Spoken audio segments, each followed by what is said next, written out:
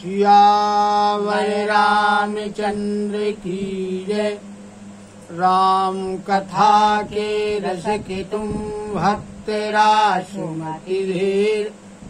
आई सुवासन करिय प्रभु तेज पुंज कपिवीर। लखन सिया रामचंद्र की जय।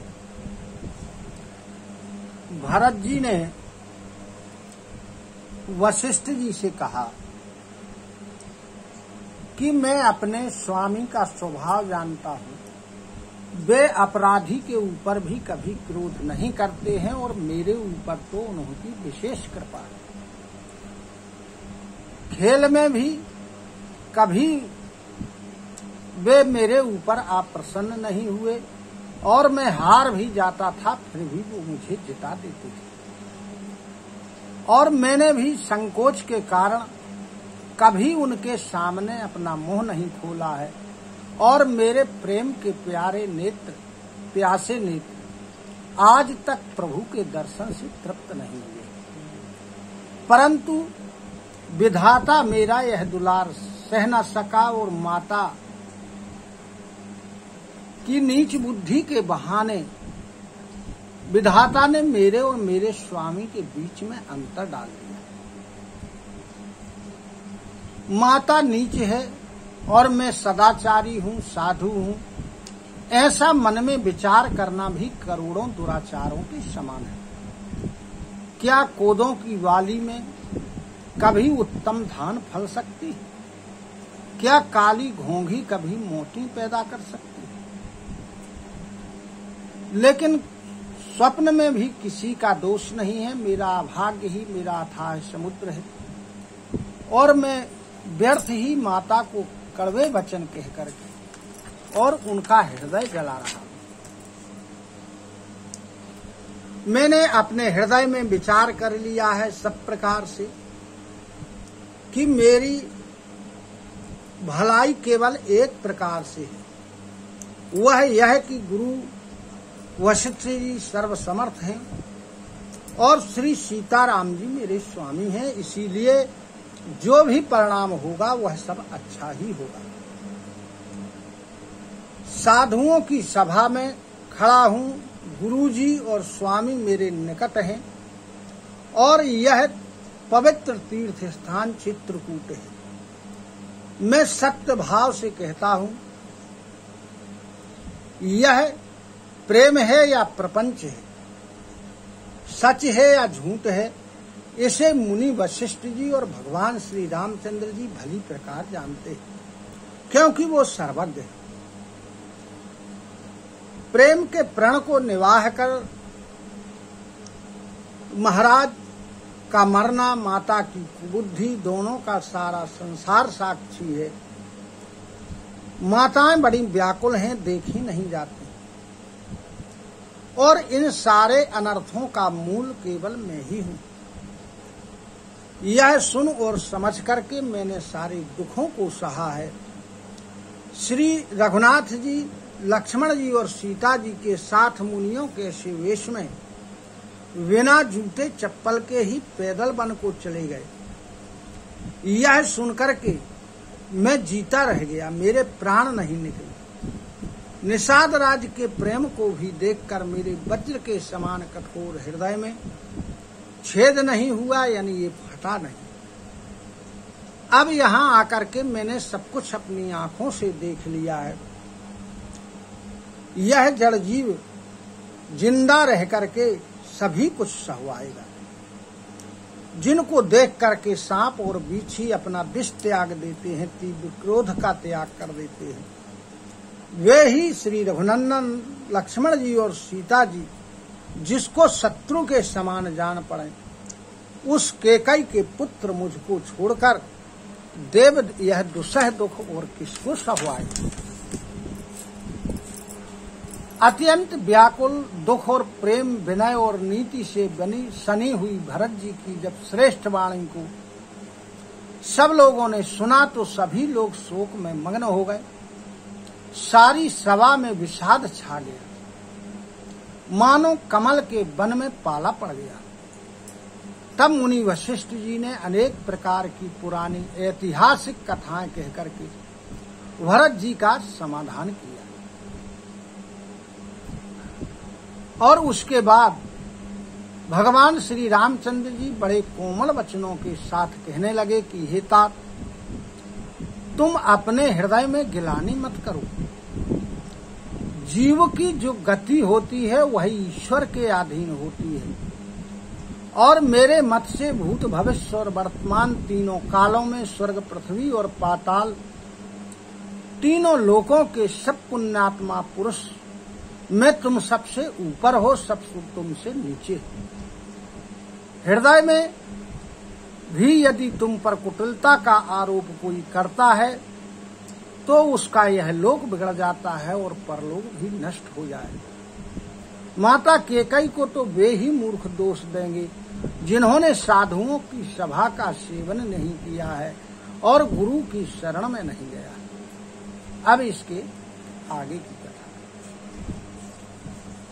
मिट्टी है पाप प्रचंड सब, अखिल अमंगल भार, लोक सुजसु पर लोक सुख, सुमिरत नाम तुम्हारे लखन सिया रामचंद्र की जय। भगवान श्री रामचंद्र जी कहने लगे कि इस संसार के जो सारे पाप हैं और प्रपंच हैं और सभी अमंगल हैं, ये सब तुम्हारे नाम के स्मरण करने मात्र से सब नष्ट हो जाएंगे, दूर हो जाएंगे।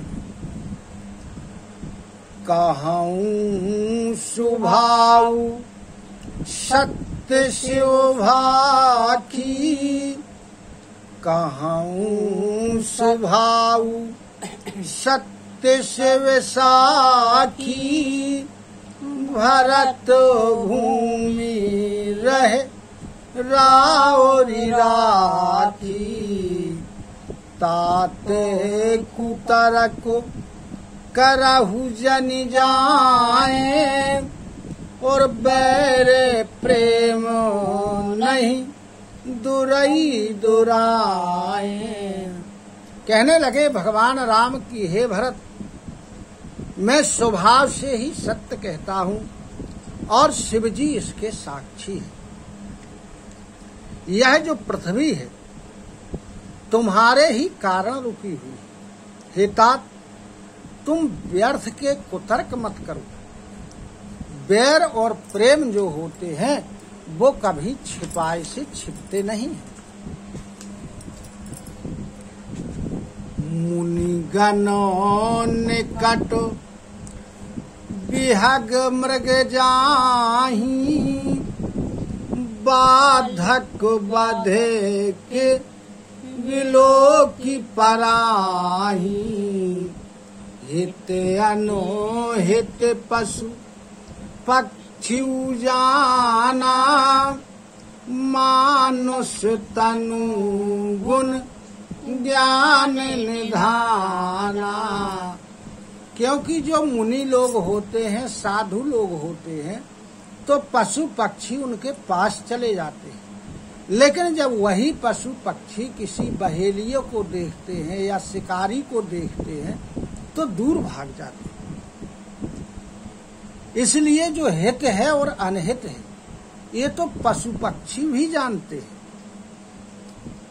फिर मनुष्य शरीर तो गुणों का और ज्ञान का भंडार है।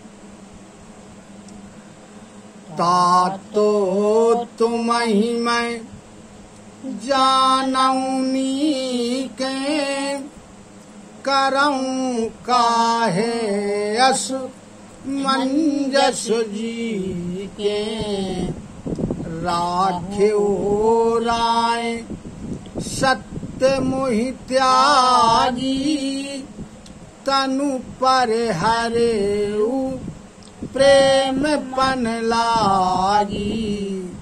हे तात, मैं तुमको अच्छी प्रकार से जानता हूँ, भली भांति जानता हूँ, लेकिन मेरे हृदय में बड़ा असमंजस है, बड़ी दुविधा है। राजा ने मेरा त्याग किया, यानी मुझे त्याग करके और सत्य के प्रण को रखा और प्रेम के प्रण के लिए उन्हें अपने शरीर का भी त्याग कर दिया। तासु बचन मेटत मन सोचू, तेहि ते अधिक तुम्हारे सकोचू। तापरे गुर मोहि आय सुदीन्हा, अवश्य जो कहाहू चाहूं सोई कीन्हा। इसलिए पिताजी के वचनों को मेटने में बड़ा संकोच हो रहा है और उससे भी अधिक संकोच तुम्हारा हो रहा है। उसके बाद गुरुजी ने मुझे आज्ञा दी, इसलिए अब तुम जो कुछ कहो मैं वही करना चाहता हूं। मनु प्रसन्न करी सकुच तजी, कहु करऊं सोई आजू। सत्य संध रघुबर वचन, सुनि भा सुखी समाज। लखन सिय रामचंद्र की जय। इसलिए तुम अपने मन को प्रसन्न करके और संकोच का त्याग करके जो कुछ कहोगे आज मैं वही करूंगा। जब भगवान राम के ऐसे वचनों को समाज ने सुना तो बड़ा सुखी हुआ। सुरगणों सहित सभय सुर राजू, सोचहि चाहत होने अकाजू। बनते उपाय करत कछु नाही, राम शरण सब गे मन माही। अब जो देवता लोग थे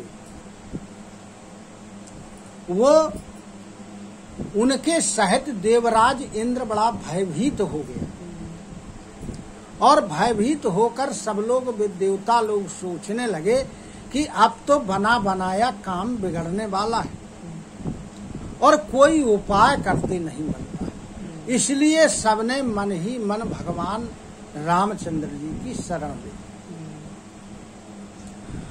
बहुरी विचारी परस्पर कहाही, रघुपति भगत भगति बसो आहाही। सुधि करी अम्बु ऋष दुर्वासा, भेसुर सुर पति निपट निराशा। फिर विचार करते हैं और आपस में एक दूसरे से कहते हैं कि जो भगवान श्री रामचंद्र जी हैं वो भक्तों की भक्ति के वश में होते हैं। और सब देवताओं ने ध्यान किया राजा अम्बरीश और दुर्वासा की कहानी, और उस कहानी को याद करके देवता और इंद्र निराश हुए।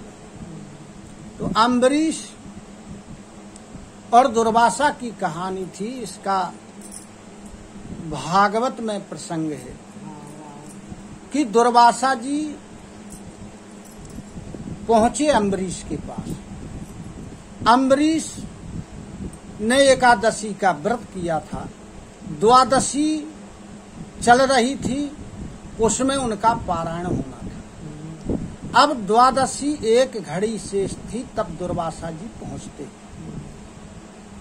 अम्बरीश ने उनका पूजन किया, मान सम्मान किया और फिर भोजन के लिए दुर्वासा जी से कहा। तब दुर्वासा जी ने कहा कि मैं नित्य नियम के लिए जा रहा हूँ। ऐसा कह करके दुर्वासा जी नदी के लिए चले गए। अब दुर्वासा जी को तो इंद्र ने भेजा था राजा अम्बरीश के व्रत भंग करने के लिए, तो दुर्वासा जी जानबूझकर लेट आए। अब जब इधर अम्बरीश ने देखा कि दुर्वासा जी नहीं आ रहे हैं, तो जिन ब्राह्मणों को, मुनियों को उन्होंने भोजन करवाया था वो वहीं थे। उनसे अम्बरीश ने निवेदन किया कि अब द्वादशी निकलने वाली है, पारायण का समय निकल जा रहा है, अतः क्या किया जाए। तब उन लोगों ने कहा कि आप थोड़ा जल ले लीजिए। जल लेने से भोजन करना भी हो जाता है और भोजन नहीं करना भी होता है।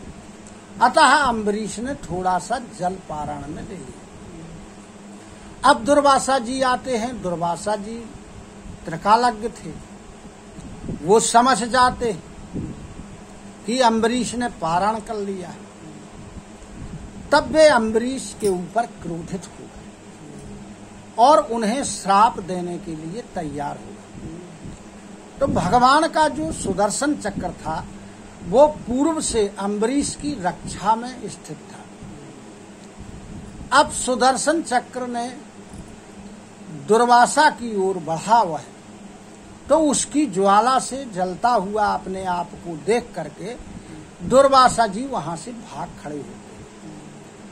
अब दुर्वासा जी आगे आगे और भगवान का सुदर्शन चक्र पीछे पीछे चलता है। दुर्वासा जी ब्रह्मा जी के पास गए, शिव जी के पास गए, अन्य स्थानों में गए। अंत में वो भगवान के पास गए। उन्होंने शरण के लिए कहा सभी से, लेकिन किसी ने उनको शरण नहीं दी। तो भगवान ने कहा कि तुम उन्हीं के पास जाओ, अम्बरीश के पास ही जाओ। तो दुर्वासा जी पहुंचे अम्बरीश के पास। उन्होंने अम्बरीश के पैर पकड़ दिए। अम्बरीश बड़े लज्जित हुए। उन्होंने दुर्वासा जी से निवेदन किया और सुदर्शन चक्र की स्तुति की, सुदर्शन चक्र को ठंडा किया। फिर दुर्वासा ऋषि के पैर धोए, उनको बढ़िया भोजन कराया। तब दुर्वासा जी वहां से चले गए। यह दुर्वासा और अम्बरीश की कथा है। तो इस कथा को जब देवताओं ने याद किया तो वो और भयभीत हो गए।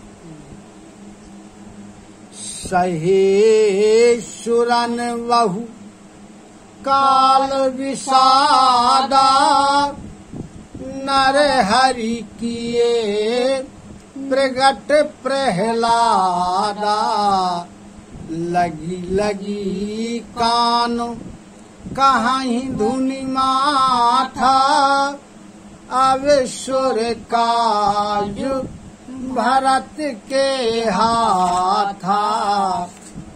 अब देवताओं को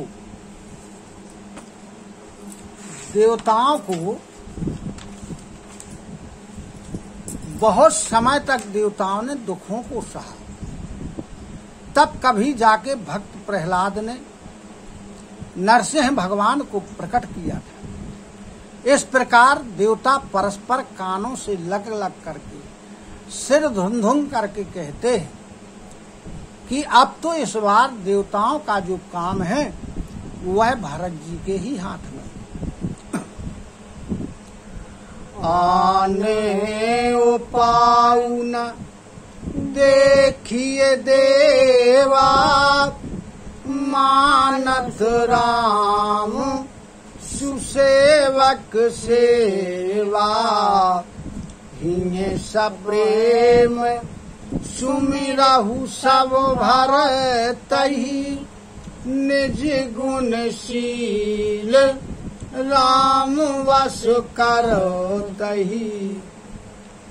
अतः उन्होंने कहा इंद्र ने कि हे देवताओं, अब कोई दूसरा उपाय दिखाई नहीं देता है।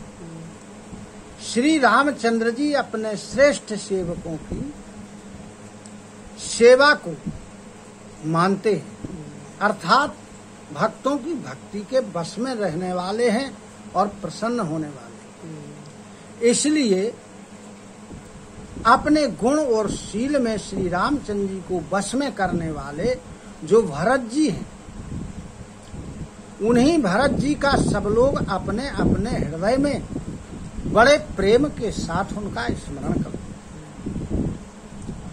सुनी सुर मत सुर गुर काह्यो, भल तुम्हार बड़ भागु, सकल सुमंगल मूल जग, भरत चरण अनुरागु, लखन सिया रामचंद्र की जय।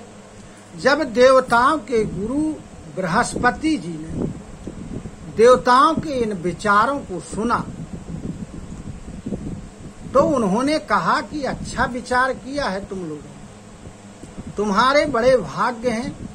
भरत जी के चरणों का जो प्रेम है वह संसार के सभी प्रकार के शुभ मंगलों का मूल है। सियावर रामचंद्र की जय। कथा विसर्जन होते सुनहु वीर हनुमान, जो जन जहाँ से आए हो सो तहाँ करऊ बयान। श्रोता सब आश्रम गए, शंभु गए कैलाश, रामायण मम हृदय में सदा करहु तुम वास। लखन सिया रामचंद्र की जय। उमापति महादेव की जय। पवन सुत हनुमान की जय। गुरु गोविंद की जय हो। जय जय सीताराम, जय जय राधे श्याम। नमः पार्वती पते, हर हर हर महादेव।